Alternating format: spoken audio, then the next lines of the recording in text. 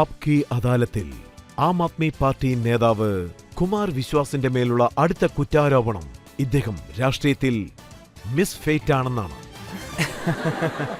ഇപ്പോൾ താങ്കളുടെ കവിതകൾ കേട്ടതിന് ശേഷം എനിക്ക് തോന്നുന്നത് എന്താണെന്ന് വെച്ചാൽ, താങ്കൾ രാഷ്ട്രീയത്തിൽ വരുന്ന സമയത്ത് അരവിന്ദ് കെജ്രിവാളും താങ്കളും ചേർന്ന് പാർട്ടി ഉണ്ടാക്കുമ്പോൾ താങ്കൾ എന്താണ് പറഞ്ഞതെന്ന് വെച്ചാൽ, ഞാനൊരു കവിയായിട്ടാണ് വരുന്നത്, കാരണം രാഷ്ട്രീയക്കാരന്റെ തലച്ചോറ് എനിക്കില്ലെന്ന്. ഇല്ല. അപ്പൊ ഇവിടെ വന്ന് തെറ്റ് ചെയ്തതായിട്ട് തോന്നുന്നുണ്ടോ? തെറ്റില്ല. കാരണം എല്ലാവരും എന്നെ എന്താ പറയാന്ന് വെച്ചാൽ, നിങ്ങളൊരു പാർട്ട് ടൈം രാഷ്ട്രീയക്കാരനാണ്, ഫുൾ ടൈം രാഷ്ട്രീയക്കാരനല്ല എന്ന്. ഞാൻ ഈ ആപ് കി അദാലത്തിന്റെ കാഴ്ചക്കാരോട് ചോദിക്കുകയാണ്, ഞങ്ങളുടെ പാർട്ടി എന്നല്ല ഏതൊരു പാർട്ടിയാണെങ്കിലും, നിയമസഭാ അംഗങ്ങളാവട്ടെ, മന്ത്രിമാരാവട്ടെ, ലോക്സഭാ അംഗങ്ങളാവട്ടെ, ഇതിലാരാണെങ്കിലും അവർ 30 ദിവസവും 30 വ്യത്യസ്ത ജാക്കറ്റുകൾ ഇട്ടുകൊണ്ട് ഫ്ലൈറ്റിൽ അങ്ങോട്ടും ഇങ്ങോട്ടും ഒക്കെ പോവാറില്ലേ? അങ്ങനെ പോവാത്തവർ ആരെങ്കിലും ഉണ്ടോ? പറഞ്ഞു. അവരുടെ ചെലവുകളൊക്കെ ആരാ വഹിക്കുന്നത്? പക്ഷെ എന്നെ പോലെയുള്ള ആളുകൾ 5 ദിവസം പ്രോഗ്രാം ചെയ്തേ തീരൂ. സമ്മേളനം നടത്തണം, അതിന്റെ ചെക്ക് വരും, അതിന്റെ ടാക്സ് ജെയ്റ്റ്ലി സാറിന്റെ അടുത്തേക്ക് പോകും, ബാക്കി കൊണ്ട് കുടുംബം നടത്തണം. പിന്നെ ഇപ്പോഴൊക്കെ എന്റെ കവിതയ്ക്ക് 18% ടാക്സ് ഈടാക്കുന്നുണ്ട്. GST 18%, അതിൽ ലക്ഷക്കണക്കിന് ടാക്സ് ആയിട്ട് തന്നെ പോകുന്നുണ്ട്. 50-20 ലക്ഷം ടാക്സ് ആയിട്ട് പോകും. പക്ഷെ ഇതുവരെ എനിക്ക് മനസ്സിലാവാത്തൊരു കാര്യമാണ്, ആ കല എന്തുകൊണ്ടാണ് എനിക്ക് വരാത്തത് എന്ന്. അതിന്റെ ഡിപ്ലോമ എവിടെയുള്ളതെന്ന് എനിക്ക് മനസ്സിലാവുന്നില്ല. പക്ഷേ അതൊരു അത്ഭുതകരമായ കലയാണ്. ചോദിച്ചാൽ മനസ്സിലാവുന്നു. പക്ഷെ ഇത്തരം രഹസ്യ വിദ്യകളൊന്നും അറിയാൻ എനിക്ക് താല്പര്യമില്ല. അതായത് ഹൃദയത്തിന് ഏത് വിദ്യയാണോ ആവശ്യം അത് മാത്രമേ എനിക്ക് ആവശ്യമുള്ളൂ. പക്ഷേ മനീഷ് സാർ എന്താണ് പറയുന്നതെന്ന് വെച്ചാൽ, താങ്കൾ TV-യിൽ മാത്രം സംസാരിച്ചാൽ പറ്റില്ലെന്ന്. നോക്കൂ, ഇത് അദ്ദേഹം TV-യിൽ പറഞ്ഞതാണോ? അദ്ദേഹം TV-യിൽ വന്നിട്ട് TV-യിൽ പറയണ്ടെന്ന് പറഞ്ഞതാണോ?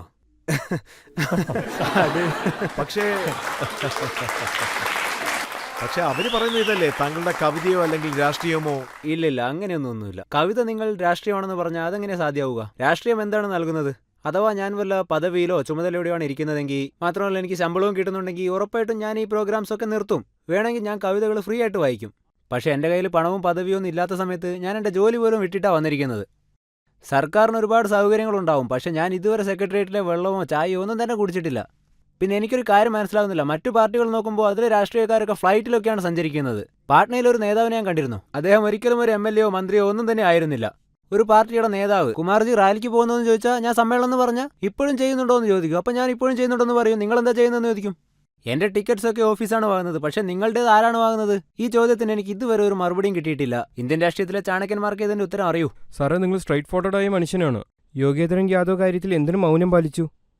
ഇതൊരു മനോഹരമായ ചോദ്യമാണ്. ഞാൻ എന്തായാലും ഉത്തരം പറയാം. ആ സമയത്ത് നോക്കുകയാണെങ്കിൽ ഞാനൊരു ശ്രമം നടത്തിയിരുന്നു. എനിക്കും പ്രശാന്ത് ജിക്കും ഇടയിലുള്ള അഭിപ്രായ വ്യത്യാസം 180 ഡിഗ്രി ആയിരുന്നു.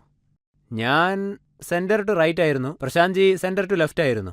പക്ഷേ പ്രശാന്ത് ഭൂഷണെ പോലെ സത്യത്തിന് വേണ്ടി പോരാടുന്ന ഒരു സത്യസന്ധനായ ഒരു നല്ല സുഹൃത്തിനെ കിട്ടാൻ ശരിക്കും ഭാഗ്യം ചെയ്യണമെന്ന് ഞാൻ പറയും. യോഗേന്ദ്ര യാദവിനെ ഞാൻ ഒരിക്കലും മാറ്റി നിർത്തില്ല. പക്ഷേ ഈ രാജ്യത്ത് 2-3 വലിയ മാസ്റ്റേഴ്സ് ഉണ്ടെന്ന് ഞാൻ പറയും. വളരെ സത്യസന്ധതയോടെ ജീവിക്കുന്ന നേതാക്കളിൽ യോഗേന്ദ്ര യാദവും ഒരാളാണെന്ന് ഞാൻ പറയും. എങ്ങനെയെങ്കിലും സമാധാനം സ്ഥാപിക്കാൻ ഞാൻ ശരിക്കും ഒരു ശ്രമം നടത്തിയിരുന്നു. ഇതുപോലൊരു നിമിഷം വന്നു. ഞാൻ എല്ലാവരെയും വിളിച്ചു പറഞ്ഞു, സാർ നിങ്ങൾ പറഞ്ഞതൊക്കെ ശരിയാണ്, ഞാൻ അതൊക്കെ സമ്മതിക്കാമെന്ന്. ഇപ്പോൾ അദ്ദേഹമാണോ ഞാനാണോ എന്ന് നിങ്ങൾ തീരുമാനിച്ചോളൂ. പിന്നെ എനിക്ക് തോന്നുന്നത് നമ്മുടെ നാട്ടിൻ്റെ നല്ലൊരു ഭാവിക്ക് വേണ്ടി ആം ആദ്മി പാർട്ടി ഇതെല്ലാം സഹിച്ചുകൊണ്ട് എല്ലാവരെയും കൂടെ നിർത്തി ക്ഷമിച്ചുകൊണ്ട് നേരെ പോയേ തീരൂ. പിന്നെ എതിർപക്ഷത്തുള്ളവരുടെ ഐഡിയകളും നമ്മൾ ഉൾക്കൊണ്ടേ മതിയാവൂ. പക്ഷേ അത് തെറ്റാണ്.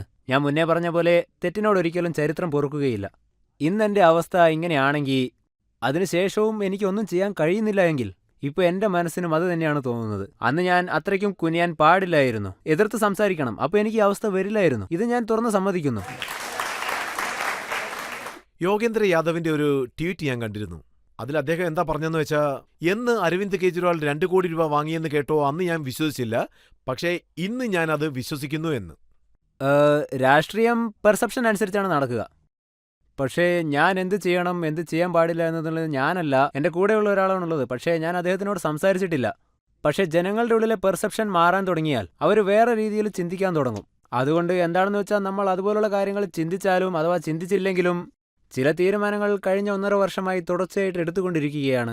ഞാൻ ഒരിക്കലും യോഗേന്ദ്രഭായിയോട് എതിർപ്പ് അറിയിക്കാൻ സാധിക്കില്ല. പക്ഷേ ഞാനിത് സമ്മതിച്ചേ മതിയാവൂ. യോഗേന്ദ്ര യാദവിനെ പോലൊരു മനുഷ്യൻ, അദ്ദേഹം സ്വരാജ് പാർട്ടി ഉണ്ടാക്കിയത് കൊണ്ടാണ് ഞാനിത് പറയുന്നതെന്ന് വിചാരിക്കരുത്. അദ്ദേഹം ഒറ്റയ്ക്ക് ഒരു ഇൻഡിവിജ്വൽ വോയിസ് ആണ്. മാത്രമല്ല ആ ഒരു തരത്തിൽ ആ ഒരു ഭാഗത്ത് ആ നവരത്നങ്ങളിൽ ഒരു അവസാനത്തെ അംഗമായിട്ട് ഞാൻ എന്നെ തന്നെ കരുതുകയാണ്. ഒരുപാട് പേർക്ക് ഞാനൊരു സ്വതന്ത്ര ശബ്ദമായി തോന്നും. ഞാൻ എന്താ ചിന്തിക്കുന്നതെന്ന് വെച്ചാൽ, ഇത്തരം ശബ്ദങ്ങൾക്ക് രാജ്യത്ത് സ്ഥാനം കൊടുത്ത് ഈ പുസ്തകത്തിൽ നിന്ന് നമ്മൾ പഠിച്ചെടുത്തതെല്ലാം തന്നെ ഉൾക്കൊള്ളുകയും ചെയ്യും. പിന്നെ നമ്മളെല്ലാവരും ഒന്നിച്ചിരിക്കുകയും ചെയ്യും. അഴിമതിനെ മുഴുവനാക്കി മാറ്റാൻ ഏത് പാർട്ടിയാണോ അവിടെ വന്നത്? കുറച്ചായിട്ട് നല്ല മനുഷ്യന്മാരെ പാർട്ടി വിട്ട് പുറത്തു പോവാണ്. പിന്നെ ഇരിക്കലും കുറച്ചു പേർക്കും കുറച്ചായിട്ട് വിഷമങ്ങൾ കൂടി വരുന്നു. പക്ഷെ ലക്ഷക്കണക്കിന് ജനങ്ങൾ ഈ പാർട്ടിക്ക് വേണ്ടി ഒന്നായിരിക്കുന്നു. ഇവിടെ നിങ്ങൾ മനസ്സ് വെക്സായിരിക്കുന്നു. പാർട്ടിയുടെ മേലുള്ള വിശ്വാസം നിങ്ങൾ കൈവിട്ടിരിക്കുകയാണ്. ഇപ്പൊ ഈ വിശ്വാസം നിങ്ങൾ തിരിച്ചെടുക്കാനായിട്ട് നിങ്ങൾ എന്തൊക്കെ ചെയ്യാൻ പോണു സാർ? അതിനെക്കുറിച്ച് ഒന്ന് പറഞ്ഞേ. ഞാൻ വീണ്ടും പറയാൻ മനസ്സിലാക്കിക്കോ, എനിക്ക് പാർട്ടിയോടുള്ള വിശ്വാസം ഒട്ടും തന്നെ കുറഞ്ഞിട്ടില്ല. നന്ദവംശം ഒരിക്കലും മഗധയല്ല. അതുപോലെ 1-2 പേരുടെ അഹങ്കാരത്തെ മുഴുവനായിട്ടും പാർട്ടിയാണെന്ന് വിചാരിക്കരുത്. ആം ആദ്മിയിൽ ലക്ഷക്കണക്കിന് വർക്കേഴ്സ് ഉണ്ട്. അവർ വഴക്ക് കേട്ടാലും ഞങ്ങൾക്ക് വേണ്ടി പോരാടുന്നവരാണ്. ഒരുപക്ഷെ ആ വർക്കേഴ്സ് എല്ലാവരും കണ്ണ് തുറക്കുകയാണെങ്കിൽ പാർട്ടിക്ക് നല്ലൊരു കാലമുണ്ടാകും. പാർട്ടിയും നല്ലൊരു നദിയെപ്പോലെ ഒഴുകും. അതിന് യാതൊരു സംശയവും തന്നെയില്ല.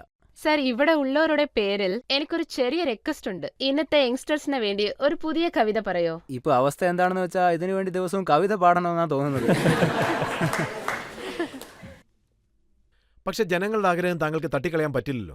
സർ, ഞാൻ നിങ്ങളോട് വലിയ ഫാനാണ്. സർ പ്ലീസ് സർ, ഞങ്ങൾക്ക് വേണ്ടി ഒരു स्वयं കവിത. से दूर हो तुम भी, स्वयं से दूर हैं हम भी, बहुत मगरूर हो तुम भी, बहुत मगरूर हैं हम भी, बहुत मशहूर हो तुम भी, बहुत मशहूर हैं हम भी, अतः मजबूर हो तुम भी, अतः मजबूर